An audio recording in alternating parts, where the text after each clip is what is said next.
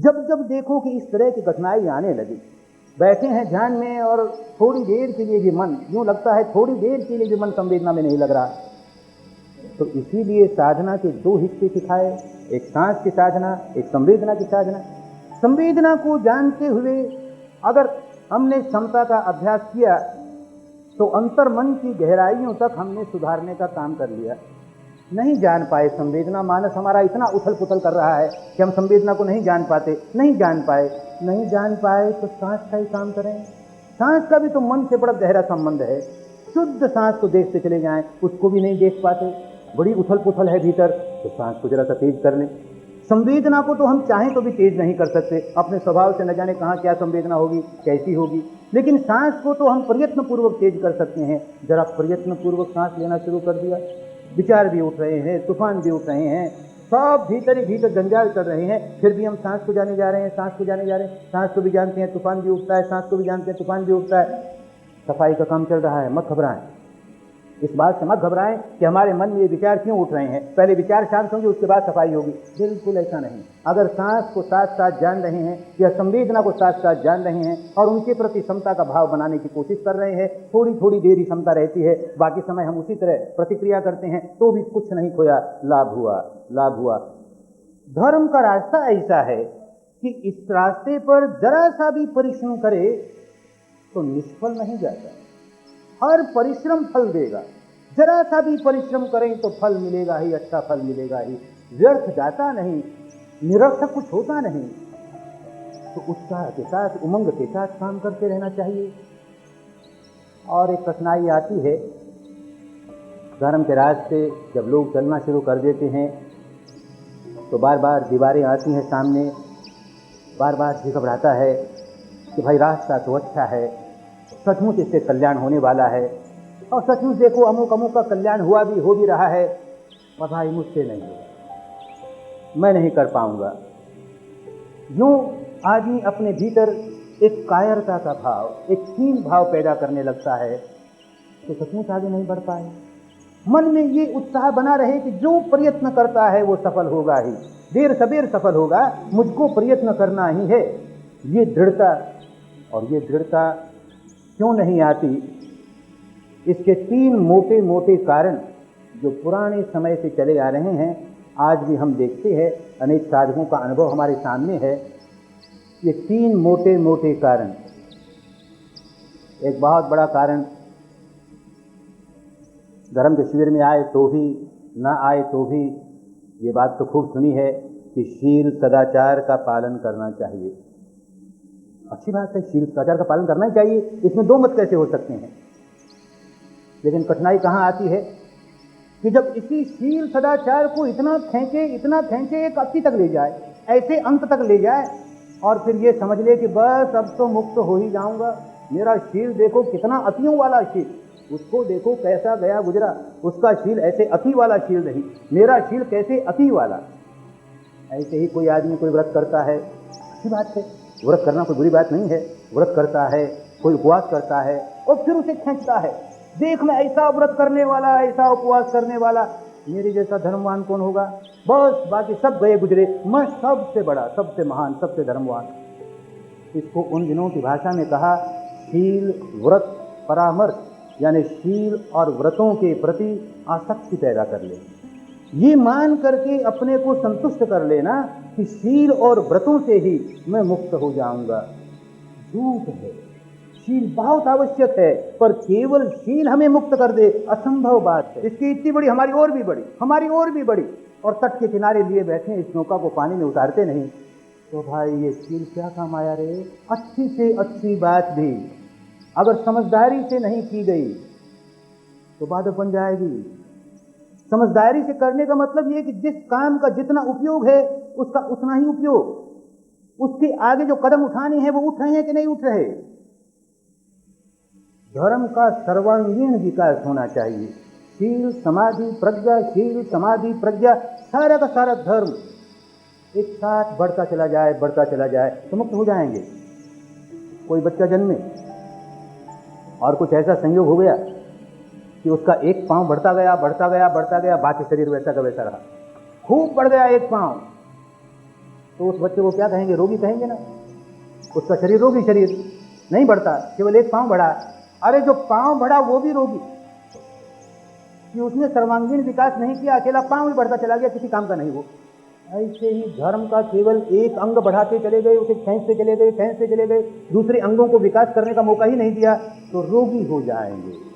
काम शुरू करने के लिए शिविर में आते हैं तो कहते हैं 10 दिनों तक शील का कड़ाई से पालन करो, नहीं तो समाधि का काम नहीं कर पाओगे, समाधि का काम ठीक से नहीं कर पाओगे तो प्रज्ञा नहीं जगा पाओगे। ये सारा तो आरंभ करने के लिए समझने की बात, लेकिन जैसे ही फिर आए घर में तो शील समाधि प्रज्ञा, शील समाधि प्रज्ञा, तीनों एक साथ विकसित होते जाएं, तीनों एक साथ विकसित होते जाएं। ये कठिनाई आती है। पहले के भारत में भी ऐसी कठिनाइयाँ थी, लोगों के मन पर ऐसी छाप पड़ी कि हम अमुक शील को, शील में से भी किसी एक शील को पकड़ लेंगे और उसे खींच चले जाएंगे, खींच चले जाएंगे, कितनी दूर खींच चले जाएंगे। बस हमारा क्या कहना, हम तो इतना शील पालन करने वाले। ऐसे ही कोई व्रत करेंगे, कोई उपवास करेंगे, खींच चले जाएंगे, खींच चले जाएंगे, अरे हमारा क्या कहना, हम तो इतना व्रत करने वाले। ये बात पुराने भारत में भी थी और देखते हैं आज भी है, तो उससे बचो है। अच्छा है, शील पालन करो, किसी को व्रत करना है, उपवास करना है, करो, उसका विरोध नहीं, लेकिन साथ साथ समाधि को मत भूल जाओ, साथ साथ प्रज्ञा जगाने वाले काम को मत भूल जाओ, अन्यथा अंतर मन की गहराइयों तक धर्म में पुष्ट नहीं हो सकते। अपने इस अंतर मन के स्वभाव को, बिगड़े हुए स्वभाव को नहीं बदल सकते। ये एक कठिनाई आती है। और एक कठिनाई आती है, पुराने भारत में भी आती थी और आज भी हम देखते हैं आती है, ये जो दार्शनिक मान्यताएं हैं, दृष्टि राग है, अपनी अपनी दार्शनिक मान्यता के प्रति इतना गहरा राग, इतनी गहरी आसक्ति। मेरी जो दार्शनिक मान्यता है बस वही ठीक है, वही सम्यक दर्शन है, बाकी सब की गलत। अरे तेरी मान्यता ही है ना, जान्यता तो नहीं ना, तूने जाना नहीं ना, केवल मान रहा है ना। जो बात तूने जानी नहीं, किसी अन्य ने कहा और तूने मान लिया, कोई पुस्तक कहती है और तूने मान लिया, तूने तो कुछ नहीं जाना और इतना गहरा चिपकाव उसके प्रति पैदा कर लिया, तो आगे बढ़ नहीं पाएगा धर्म में। और जितने बंधन हैं, राग का बंधन है वो प्रयत्न करने पर टूट जाता है, द्वेष का बंधन है प्रयत्न करने पर टूट जाता है, लेकिन दृष्टि का बंधन है, दार्शनिक मान्यताओं का बंधन है, उसको तोड़ने का प्रयत्न ही नहीं करते। उसे तो समझते हैं कि ये हमारा अलंकार है, आभूषण है, बड़ा प्रसन्न होता है उसे धारण करके, मैं ऐसी दार्शनिक दृष्टि रखने वाला, मैं ऐसी दार्शनिक मान्यता करने वाला, अरे मेरा क्या कहना, मेरा क्या कहना।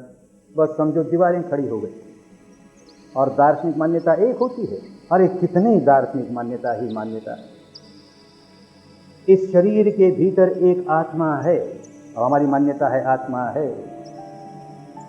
किसी की मान्यता है आत्मा नहीं है।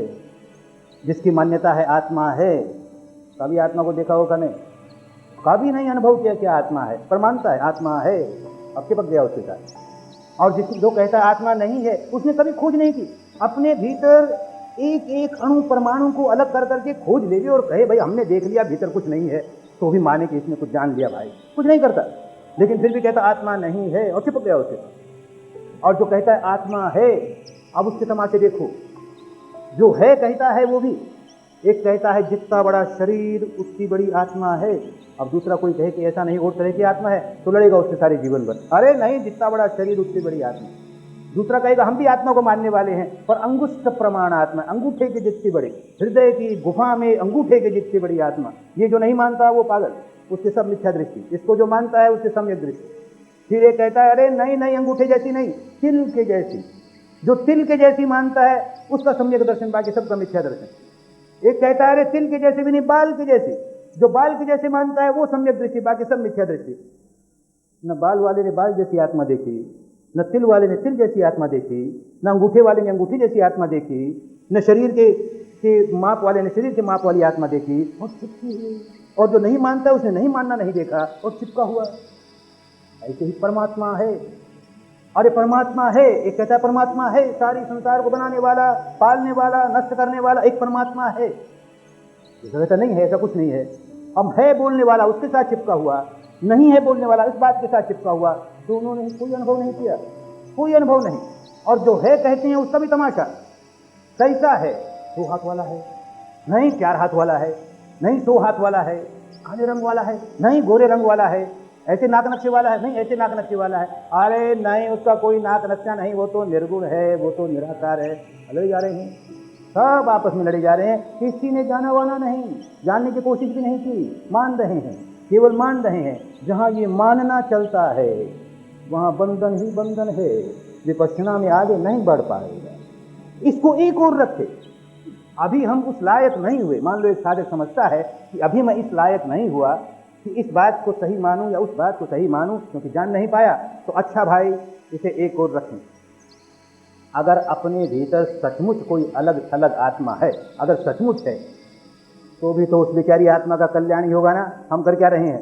हम तो राग दूर करने का काम कर रहे हैं ना, द्वेष दूर करने का काम कर रहे हैं ना, अपने बंधन खोलने का काम कर रहे हैं ना, मन को निर्ग्रंथ बनाने का काम कर रहे हैं ना, निर्लिप्त बनाने का काम कर रहे हैं ना। अगर कोई आत्मा है भी तो कल्याण ही होगा उसका, अच्छी बात है, रहे, हमारा क्या बिगाड़ती है।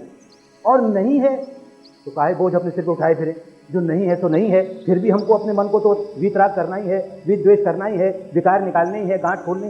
बस इतनी बात जिसके समझ में आ गई तो झगड़े में नहीं पड़ेगा। भाई हमको क्या लेना देना है तो भी अच्छी बात, न है तो भी अच्छी बात। हमको तो हमारे मन के इस गंदे स्वभाव को पलटना है, राग रंजित रहने वाले स्वभाव को वीतराग वाला स्वभाव बनाना है, द्वेष दूषित रहने वाले स्वभाव को द्वेष मुक्त वाला स्वभाव बनाना है। और ये काम हम कर रहे हैं। ऐसे ही अगर सारे संसार को बनाने वाला कोई ईश्वर है तो बड़ी अच्छी बात, खुश ही होगा ना। जब वो देखेगा कि ये मेरी संतान, ये मेरी प्रजा मेरे बनाए हुए नियमों के अनुसार अपने चित्त को निर्मल करने का काम कर रही है, मन को मैत्री, करुणा, मुदिता, उपेक्षा से भरने का काम कर रही है, तो कौन बाप होगा जो अपने बेटे को, अपनी बेटी को अच्छे रास्ते चलते हुए देख कर खुश नहीं होगा? बड़ा खुश होगा, अच्छा ही कर रहे हैं ना। और नहीं है तो सारे उसका बोझ उठाए फिर अपने सिर पर। नहीं है तो नहीं है, अरे है तो है, नहीं है तो नहीं है, ऐसा है तो ऐसा है, वैसा है तो वैसा है। हमारे इस काम में उसका क्या लेना देना रहे? हम तो राग को दूर करने का अभ्यास कर रहे हैं, द्वेष को दूर करने का अभ्यास कर रहे हैं। ये बात जो आदमी जितनी जल्दी समझ जाता है और फिर समझ करके इसी काम में लग जाता है कि एके साधे सब सधे, ये साध लिया अगर मैंने, चित्त को राग विहीन करने का काम मैंने साध लिया, चित्त को द्वेष विहीन करने का काम साध लिया, तो ये दार्शनिक मान्यता सत्य हो चाहे वो दार्शनिक मान्यता सत्य हो, कोई फर्क पड़ने वाला नहीं है। कल्याण निश्चित रूप से होगा। एक ही बात साधनी है कि मेरे मानस का राग, मेरे मानस का द्वेष कम हो रहा है कि नहीं। और जो कम हो रहा है वो भी केवल बुद्धि के स्तर पर तो कम नहीं, अंतर्मन की गहराइयों तक कम हो रहा है कि नहीं। अंतर्मन की गहराइयां शरीर की संवेदना से मापी जाती है, क्योंकि अंतर्मन हमेशा शरीर की संवेदना से जुड़ा रहता है, जैसे अभी अभी समझा। तो अंतर्मन की गहराइयों का मानस राग के, द्वेष के बंधनों से मुक्त हो रहा है, यानी संवेदनाओं को महसूस करते हुए भी हम राग नहीं पैदा कर रहे, हम द्वेष नहीं पैदा कर रहे। तो अंतर्मन की गहराइयों तक हम समता में स्थापित हो रहे हैं, सामायिक में स्थापित हो रहे हैं, बस। और बाकी मान्यता चाहे तो हो। तो ये दूसरी बड़ी दीवार है जो साधक को आगे नहीं बढ़ने देती।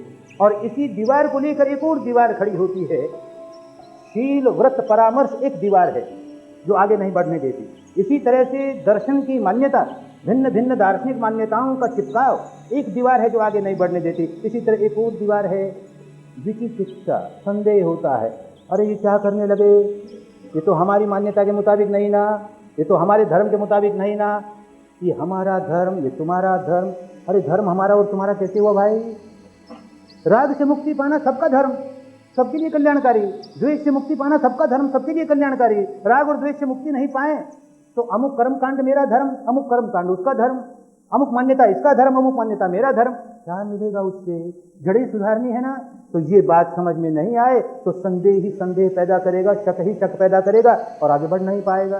तो हमेशा जांचता रहे अपने आप को, इन तीनों में से कोई दीवार तो आगे नहीं आ रही, कहीं कोई शील व्रत परामर्श मेरे सामने दीवार तो नहीं खड़ा कर रहा, कोई कर्मकांड मेरे सामने दीवार तो नहीं खड़ा कर रहा।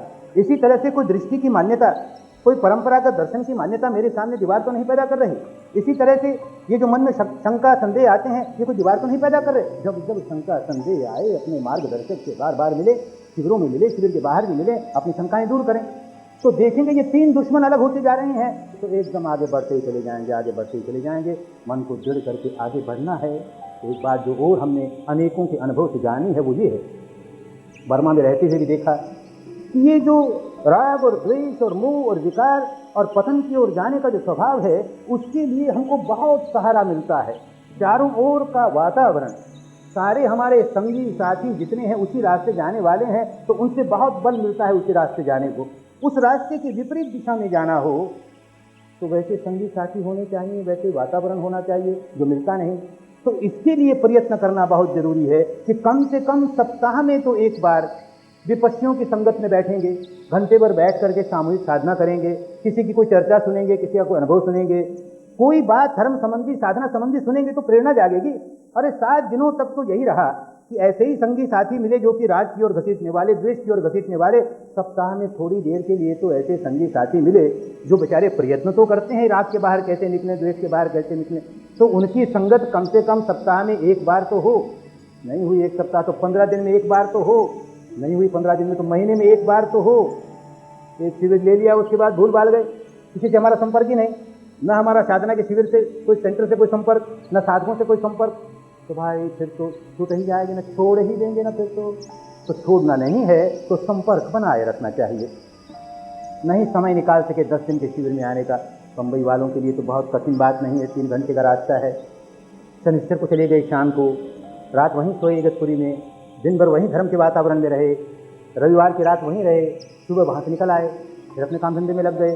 तो एक दिन का जो वहाँ बल मिला धर्म का, अपनी बैटरी फिर चार्ज हो गई। 10 दिन के लिए हमारे पास बड़ा बल आ गया, 15 दिन के लिए बड़ा बल आ गया। तो कम से कम ये जो संगत का लाभ है, वातावरण का लाभ है, वो साधक को लेना चाहिए। तो कमजोर भी हो जाएं तो अपने 10, 20, 50, 100 गुरु भाई गुरु बहनों के साथ बैठ करके जब ध्यान करेंगे तो उनमें से न जाने किसका ध्यान बहुत अच्छा हो रहा है, किसकी तरंगें बहुत अच्छी जाग रही हैं, उसके हमारे भीतर प्रेरणा जागने लगेगी, हमारी भी तरंगें ठीक जागने लगेगी, हमारा कल्याण होने लगेगा। तो ऐसी समझदारी के साथ इसको बढ़ाना है। चाहते तो हम बहुत हैं, हमारी मंगल कामना बहुत है कि खूब पके धर्म में, खूब पके प्रज्ञा में, पर केवल हमारी मंगल कामना से भी काम नहीं होगा, केवल तुम्हारे चाहने से भी काम नहीं होगा। इसके लिए कुछ करना पड़ेगा, परिश्रम करना पड़ेगा, पुरुषार्थ करना पड़ेगा। तो ये पुरुषार्थ नहीं भूले, रोज रोज की सुबह शाम की बैठक नहीं भूले, सप्ताह में एक बार भले थोड़े से ही गुरु भाई गुरु बहनों के साथ बैठना नहीं भूलें। अभी जो ये घोषणा हुई हमें सुनकर बड़ी प्रसन्नता हुई कि 3-4 जगह तो ऐसी निश्चित हो गई कि जहाँ पर लोग रोज साधना कर सकते हैं, रोज न कर सकें सप्ताह में एक दिन कर सकते हैं, और ऐसे ही और भी स्थान निश्चित हो जाएं। तो बम्बई जैसी महानगरी 20-25 स्थान क्या बड़ी बात है, हो जाएं तो भले लोग 10 लोगों को लाभ हुआ, 20 को लाभ हुआ, इस सप्ताह इन 10 को हुआ, अगले सप्ताह और किसी को हुआ। यूँ होते होते होते लोगों में पुष्ट होने लगेगा धर्म, लोगों में पुष्ट होने लगेगी प्रज्ञा। अपने प्रयत्नों से ही होगी। खूब प्रयत्न करें, खूब परिश्रम करें, खूब पुरुषार्थ करें, और सही मायने में अपना मंगल साध लें, सही मायने में अपना कल्याण साध लें, सही मायने में अपनी स्वस्थ मुक्ति साध लें।